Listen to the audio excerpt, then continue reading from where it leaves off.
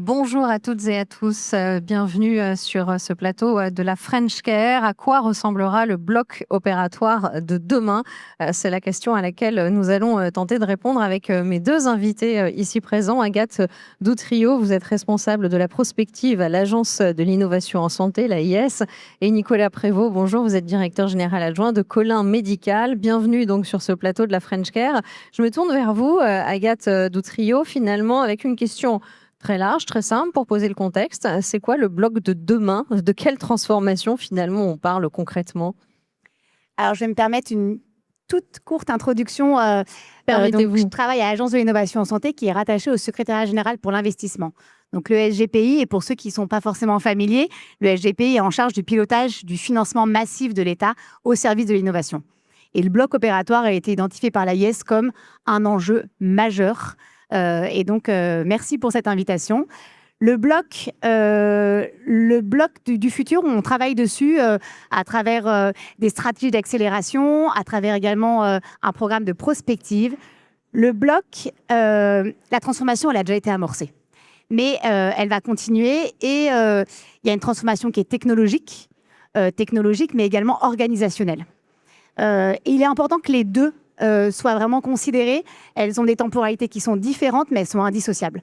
Quand on parle de technologie, alors je vais citer rapidement, mais il y a l'IA, bien sûr, et les modèles numériques. Il y a la donnée, la robotique médicale, robotique chirurgicale, l'imagerie, où le bloc est un vrai lieu de pilotage. C'est un centre de thérapie guidé par l'innovation.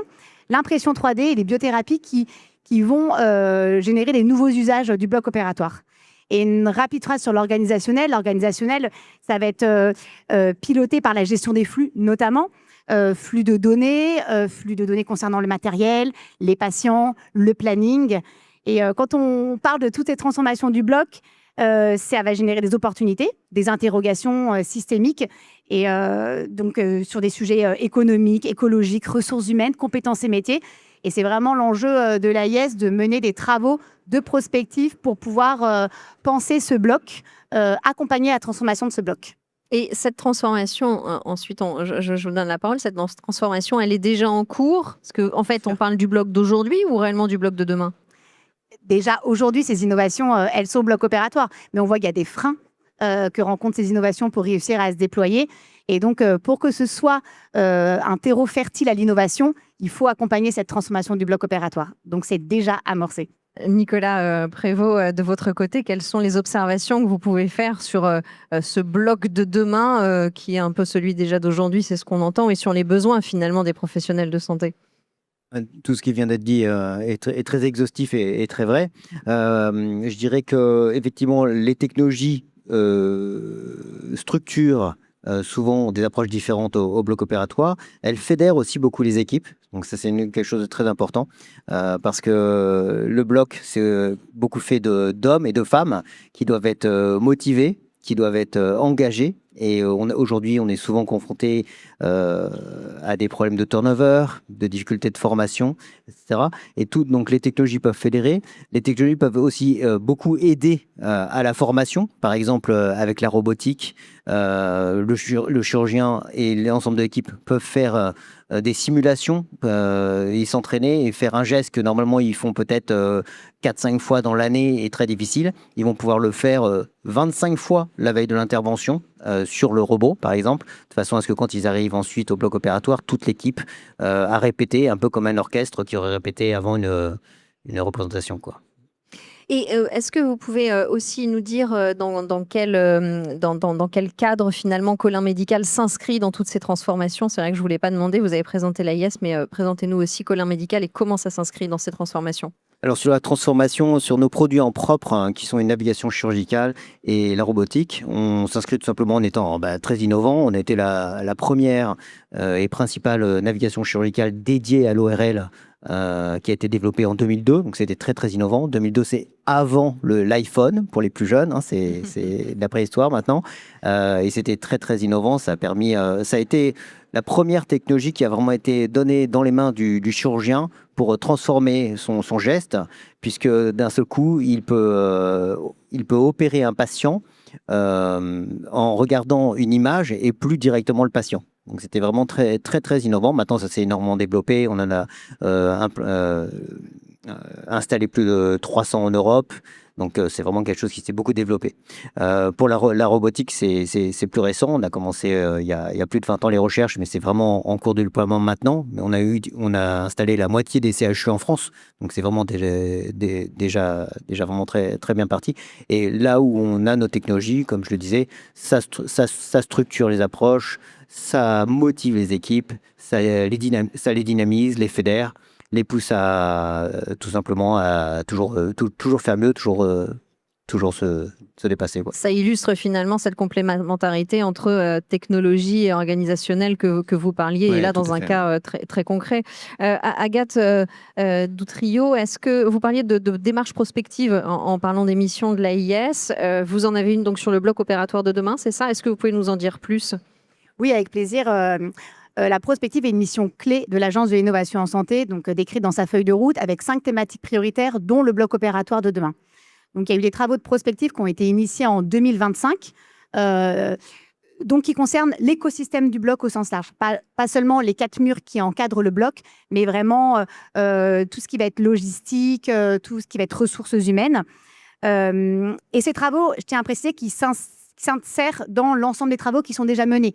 Des travaux par l'INSERM, des travaux dans le cadre du grand défi France 2030, du plan DM, ça c'est piloté par la DGE, de nombreux travaux qui sont menés par la NAP qui sont extrêmement moteurs là-dessus. Donc ça s'insère dans l'ensemble des travaux qui sont menés.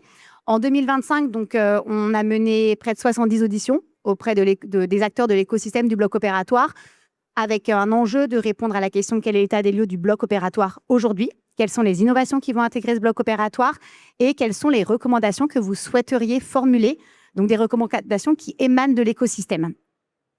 Donc en 2025, on a mené ces auditions et en 2026, on a monté un comité de pilotage interministériel et le rapport va être publié.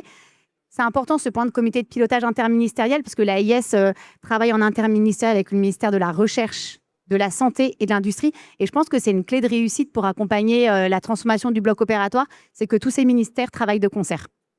Et pour rebondir donc sur ce qu'on disait sur l'humain, quand on a posé la question comment décririez-vous le bloc opératoire d'aujourd'hui, la première réponse portait sur l'humain, sur les ressources humaines au bloc opératoire, qui est vraiment qui est majeure sur des ressources humaines qui sont... Il y a une pénurie de personnel. Il y a des enjeux aussi entre polyvalence et hyper-personnalisation du personnel, sur la qualité de vie du personnel. Et c'est vraiment, ça a fait l'objet, ça a été central dans le cadre des auditions. Donc, on a parlé de compétences et métiers, également avec les nouveaux métiers. On parle d'ingénieurs biomédicaux, notamment, mais de management aussi. On parle de management au bloc opératoire. Donc, compétences et métiers, d'architecture et de standards technologiques. Il y a certains blocs aujourd'hui qui ne sont pas en mesure de pouvoir accueillir les innovations. Et on a pu s'appuyer sur des enquêtes. Le panorama 2025 de l'adresse indiquait qu'il y a un taux de vétusté du bâti de 58%. Et dans un rapport sur le patrimoine hospitalier public, un taux de vétusté du matériel informatique de 81%. Donc, il y a des enjeux au niveau des infrastructures. Infrastructures logistiques avec... alors, je ne veux pas être pessimiste, mais en tout cas, ça fait plein de leviers d'action avec des difficultés de stockage de toutes ces innovations technologiques et d'interopérabilité entre les logiciels. Ça, c'est assez majeur aussi, l'interopérabilité. Une anecdote qui nous est souvent... qui m'a été plusieurs fois rapportée, c'est que pour prévoir une intervention chirurgicale au bloc, il faut se connecter sur 6 à 8 logiciels différents.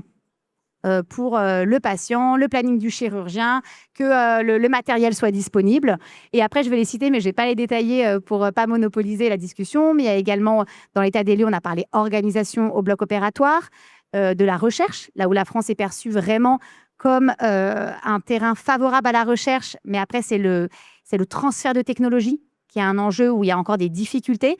Et l'accès au marché. Accès au marché et passage à l'échelle, dont je pense qu'on va discuter un peu plus tard. Donc voilà dans les grandes lignes, et ces éléments sur l'état des lieux seront repris dans le rapport. Donc, qui sont effectivement assez vastes. Comment est-ce que vous... Alors déjà, quelles seraient vos recommandations si vous répondiez à cette prospective de l'AIS, et vous l'avez peut-être déjà fait, je ne sais pas, mais quelles seraient vos recommandations? Et pour répondre un petit peu à tout ce qui vient d'être soulevé, comment au Colin Médical, vous disiez implanté dans un CHU sur 2, finalement, vous avez passé tous ces blocages? Dans 1 sur 2.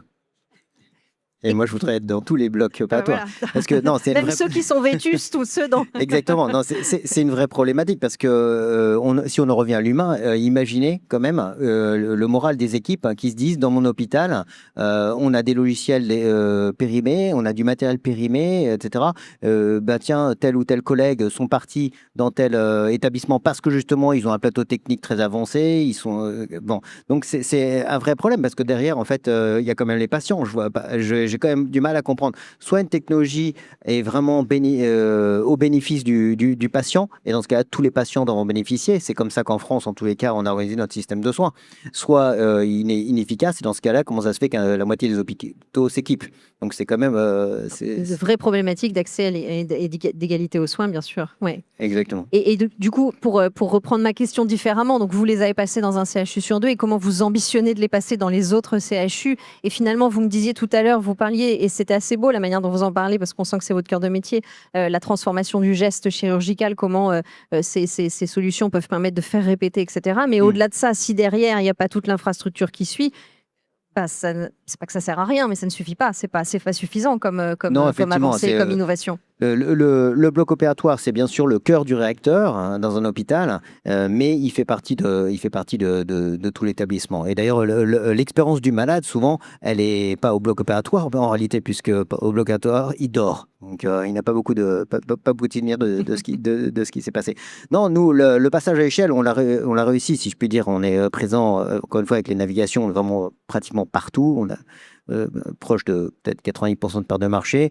Il y a encore, bien sûr, encore des établissements qui doivent s'équiper. C'est très important. Nous, c'est vraiment aussi notre conviction. C'est que tous les patients doivent pouvoir en bénéficier. C'est après au chirurgien de décider si ce patient, s'il doit utiliser tel ou tel matériel pour son patient. Ça, il est toujours libre de ce choix, mais il doit en bénéficier. Il doit pas, je pense que le chirurgien ne doit pas être contraint et limité par un équipement obsolète. C'est vrai qu'on a un taux d'obsolescence en France assez important quand même.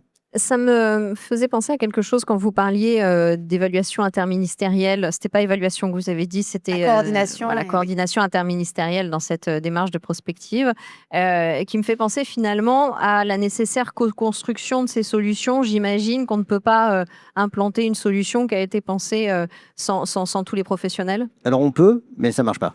Donc voilà, donc il faut mieux éviter de faire. Non, en fait, d'ailleurs, ça tombe bien parce que c'est beaucoup plus intéressant. Il faut travailler vraiment tous ensemble. Tout le monde a sa part, que ce soit les chirurgiens, les IBOD, les anesthésistes, les associations de patients, bien sûr les ingénieurs et tout ce qui est business développement, manager, marketing, etc., qui vient en fait orchestrer tout ça. L'idée, je pense que ça doit toujours venir quand même d'un besoin non résolu ou d'un soin qui a certaines limites.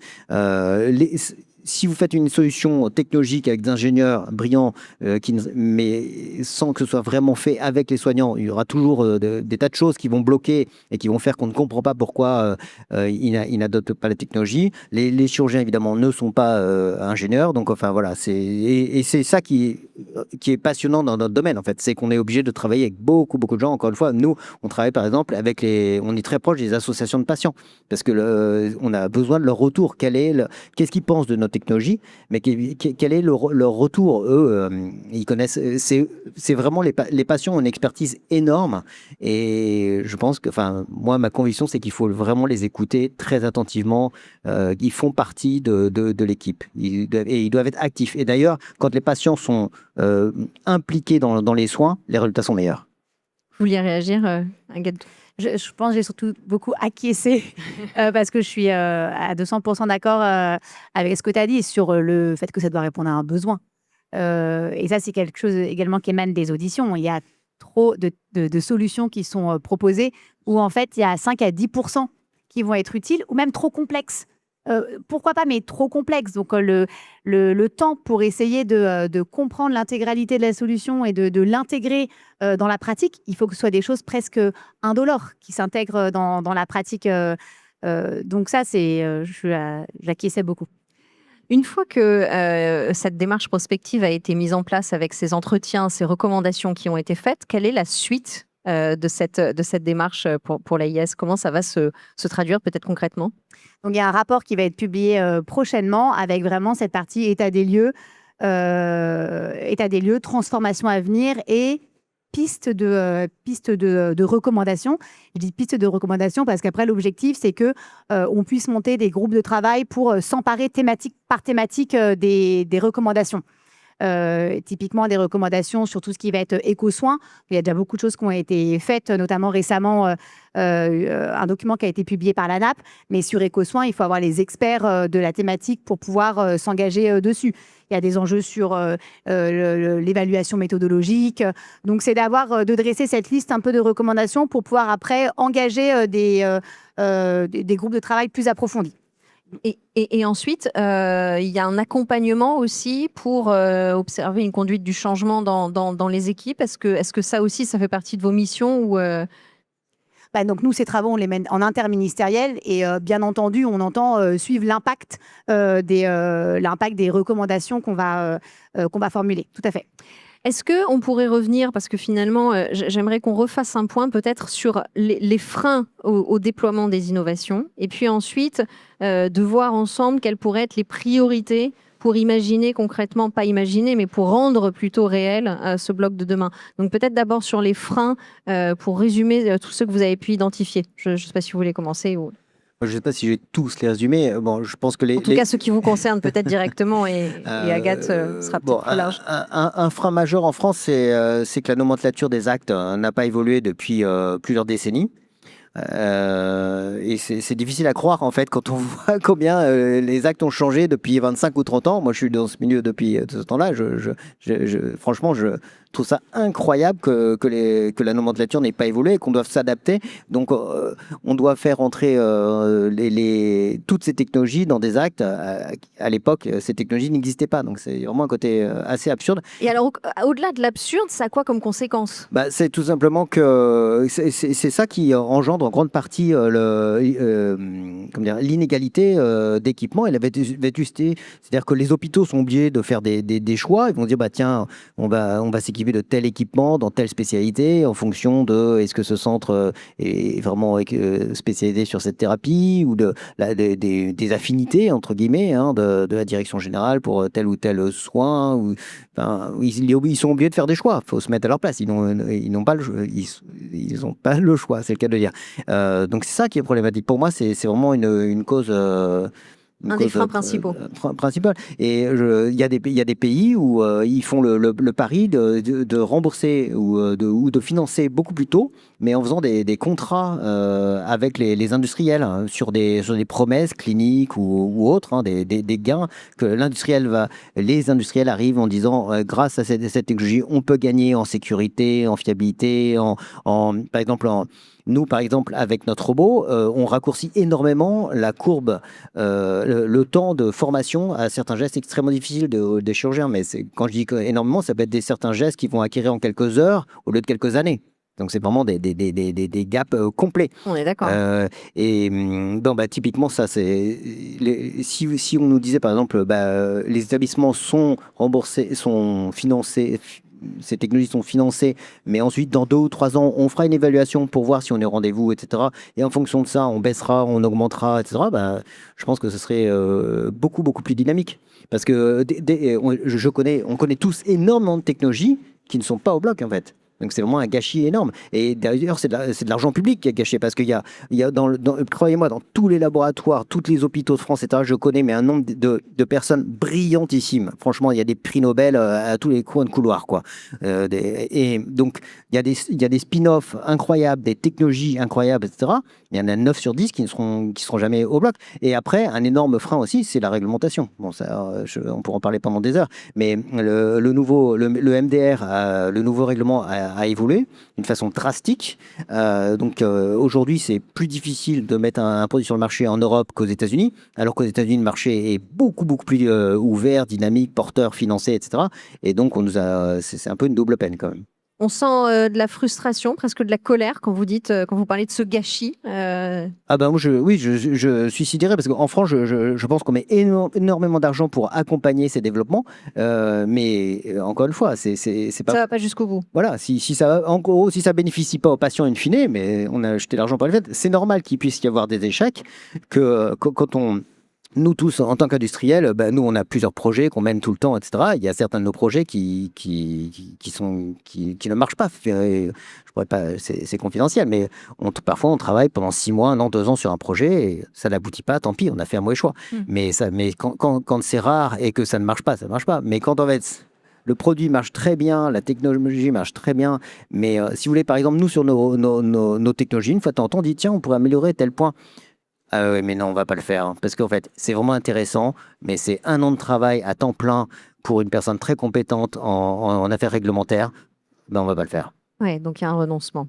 Comment vous réagissez à tout ça, Agathe Dautrillo? C'est des choses qui sont unanimes sur ces points réglementaires sur lesquels on travaille, mais ça demande un temps long. Parce que c'est long de pouvoir faire évoluer des actions réglementaires. Donc, en tout cas, on en a conscience. On essaye en parallèle d'avoir des leviers d'action. Même si s'il y a un blocage réglementaire, on n'a pas tant... Enfin, aujourd'hui, les autres leviers d'action ne vont pas lever ce blocage réglementaire, mais en tout cas, pouvoir permettre le déploiement de ces innovations voilà, sur d'autres leviers. D'autres leviers, on a les leviers, nous, de France 2030, pour le passage à l'échelle. France 2030, il y a une verticale santé qui permet vraiment, avec des thématiques qui sont ciblées, notamment comme le plan DM et les grands défis sur DM implantable et robotique. Donc là, c'est ciblé en termes de... il y a des dispositifs de financement, mais pas que. Il y a également des enjeux réglementaires, enjeux de formation. Donc on essaye d'avancer de manière multifactorielle. Il y a également la stratégie d'accélération santé numérique, où il y a quand même beaucoup d'innovations numériques qui intègrent le bloc. Et il y a aussi des dispositifs qui sont en dehors de verticales pré-identifiées, mais qui sont aussi des leviers pour pouvoir déployer des innovations. Tels que, on a tiers-lieu d'expérimentation MedTech, ça d'ailleurs c'est dans les stratégies d'accélération, stérilisation, éco-conception, c'est les 2 que je voulais notamment citer. Et après, on a AAP pionnier de l'IA, pionnier de l'intelligence artificielle. Et tout récemment, ça, c'est un truc qui est assez intéressant, c'est un dispositif assez intéressant. Il y a l'AAP achat public innovant au sein des établissements de santé. C'est de se dire, donc soit on peut soutenir l'innovation, mais on peut aussi soutenir via la commande publique ceux qui ont la demande, soutenir la demande. Donc, c'est-à-dire cofinancer l'achat d'innovation et un peu dérisquer ces innovations pour permettre justement leur déploiement et amorcer le passage à l'échelle. On fait aussi des choses donc, en termes de formation avec compétences et métiers d'avenir. Dans le cadre de France 2030, on participe aussi à l'industrialisation. Il y a des dispositifs et un dispositif première usine. Donc voilà, on essaye d'avancer sur les différents aspects de déploiement des innovations. Bien que, et je veux revenir à ce point-là, les éléments réglementaires, on sait qu'aujourd'hui, ça fait partie des freins sur lesquels il est nécessaire de se mobiliser. Un mot pour conclure, puisqu'on arrive à la fin de cette table ronde, et peut-être sur soit les priorités à mettre en place ou les objectifs de ce bloc de demain, bloc chirurgical de demain avec l'IA. On a peut-être évoqué ces questions de souveraineté ou de données. Voilà, si vous avez un mot de conclusion à apporter l'un et l'autre. Écoutez, on a évoqué beaucoup de pistes. Oui. Je dirais que une piste intéressante quand même, ce serait de réussir dans les établissements à se mettre tous autour de la table, en étant bien d'accord qu'on est tous là pour faire avancer le soin, en fait.